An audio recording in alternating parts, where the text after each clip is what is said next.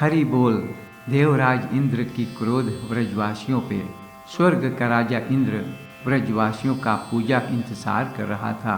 इतने में नारद जी इंद्र के पास पहुंचा और कहा कि मैं पृथ्वी लोक से आ रहा था, सोचा आपको भी थोड़ा प्रसाद देकर जाऊं।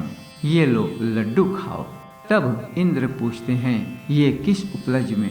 तो नारद जी बोलते हैं, क्या आपको पता नहीं कि व्रज में एक महान पूजा हुई है, ये उसी का प्रसाद है। तो इंद्र कहते हैं, अरे वहाँ तो मेरी पूजा होने वाली है, यहाँ मैं जाने की तैयारी कर रहा हूँ। तो नारद कहते हैं कि अब आपको तकलीफ करने की ज़रूरत नहीं है, बस समझो आपकी पत्ता साफ। तो इंद्र पूछते हैं कि साफ साफ कहिए नारद जी, आप कहना क्या चाहते हैं?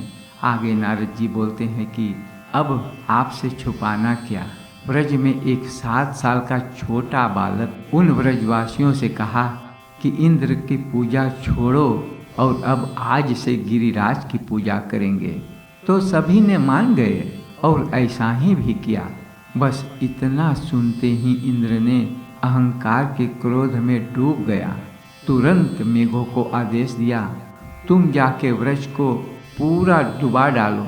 और मेघों ने उनकी आज्ञा का पालन किया।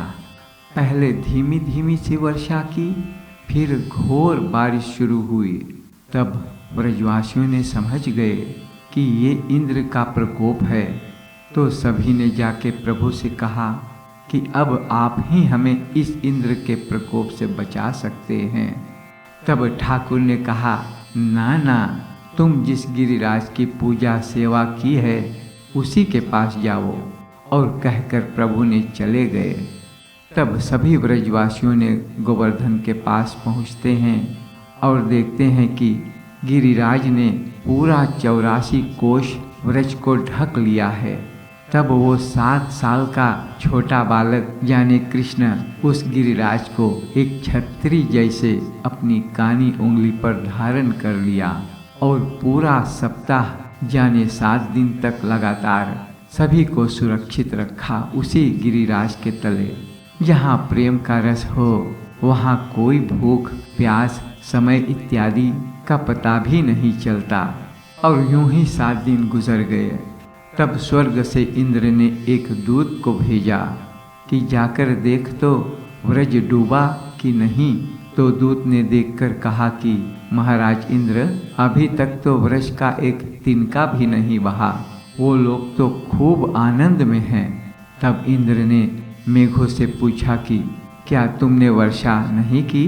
तो मेघों ने उत्तर दिया कि महाराज, अब हमारे पास पीने का भी एक बूंद पानी नहीं बचा। तो इंद्र पूछते हैं कि व्रज क्यों नहीं डूबा? मेघों ने उत्तर दिया कि एक छोटा सा छोड़ा उस गोवर्धन को एक छतरी जैसे धारण किया है। जैसे इंद्र ने ये बात सुना समझ गया, वो तो साक्षात भगवान है। अपनी सुरक्षा के लिए गाय को लेकर रोता रोता ठाकुर के चरणों में जा गिर पड़ा और प्रभु ने इंद्र को क्षमा दे दिया। हरि बोल।